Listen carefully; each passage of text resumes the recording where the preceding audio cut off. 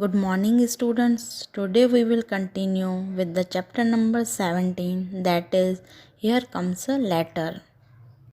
Now, given below is the journey of a letter shown through pictures. The pictures are not in a sequence. Arrange these to get the correct sequence by putting number in the circles.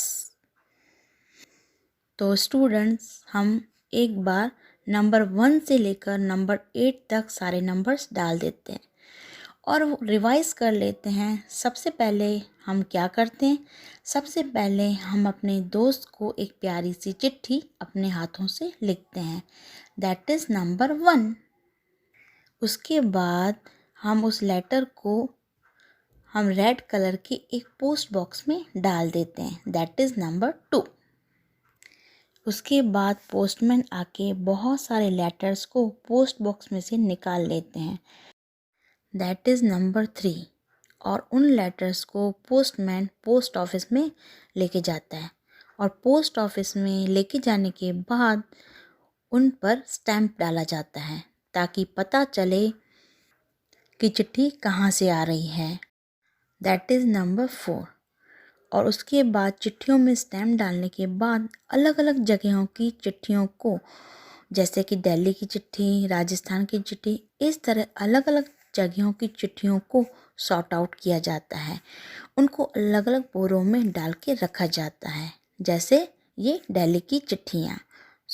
So that is number 5।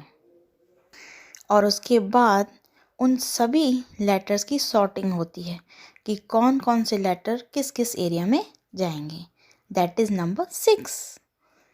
और उसके बाद postman आपके घर तक उस letter को पहुंचाता है, that is number 7। And finally आपके फ्रेंड के हाथ में वो लेटर मिल जाता है, that is number 8। So this is the journey of our lovely letter from our friends. है ना कितनी मज़ेदार जर्नी। तो आप भी अपने फ्रेंड के लिए एक चिट्ठी लिखिए, जैसे रीना ने अपने दोस्त अहमद के लिए लिखी है। Reena wrote a letter to M1. Write a letter to your friend in the class. Don't forget to write your friend's name.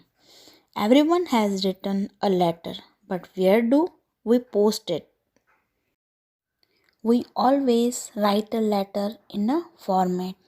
Letter के साथ सबसे ऊपर हमें ये लिखना होता है कि हमें ये चिट्ठी कहाँ से आ रही है। मतलब कि हम किसी को चिट्ठी लिख रहे हैं तो ऊपर सबसे पहले अपना एड्रेस लिखना होता है। उसके बाद हमें लिखना होता है कि हम चिट्ठी किसको लिखते हैं, डियर करके उसका नाम। और उसके बाद जिसे हम मिस करते हैं उसे एक लंबा सा लेटर लिखेंगे और उसके बाद लेफ़्ट साइड में नीचे सेंडर का नाम लिखते हैं, मतलब हमारा नाम। So this is the way we write a letter. तो चलिए हमने एक चिट्ठी लिख ली, अब हम हमारे लिए एक लेटर बॉक्स बनाते हैं। Take an empty shoe box. एक लेटर बॉक्स का मॉडल बनाने के लिए किसी भी खाली जूते के डिब्बे या खाली बॉटल का सहारा ले सकते हैं, जिसके ऊपर हम रेड कलर के पेपर को पेस्ट करते हैं। तो इस तरह बन जाता है हमारा प्यारा सा letter box. Paint it with red colour और paste red paper on it. With the help of scissors, make a slit in the cover of the box. The slit should be big enough for letters to be put in. तो children देखिए इस तरह से हम letter box बनाएंगे। क्या इसके अलावा भी कोई जरिया है जिससे हम अपने दोस्तों या रिलेटिव्स को कोई भी मैसेज पास कर सकते हैं? हाँ, telephone, radio, etc. Now write your full addresses on the postcard given below. Now there is one own activity. Address लिखने के लिए हमें सबसे पहले हमारा नाम लिखना होता है, उसके बाद हमारा हाउस नंबर, हम किस एरिया को बिलोंग करते हैं, और उसके बाद एरिया का नाम। उसके बाद हमारा शहर और हम किस स्टेट के हैं उस स्टेट का नाम लिखना होता है। लास्ट में जो बॉक्स हैं इनमें हमें लिखना होता है हमारा pin code number. Pin code number 6 digit का नंबर होता है। पिन कोड का मतलब होता है पोस्टल इंडेक्स नंबर, और ये नंबर हमें मदद करता है हमें हमारी चिट्ठी को सही जगह और सही स्टेट को जल्द से जल्द पहुंचाने के लिए। Now Reena's letter reached Delhi by train. How do you think letters reached distant places when there were no trains? जहाँ पे कोई भी ट्रेन नहीं हुआ करती थी तो उस समय के लोग एक दूसरे को चिट्ठी कैसे लिखा करते थे? When there were no trains, pigeons were used to deliver letters to distant places.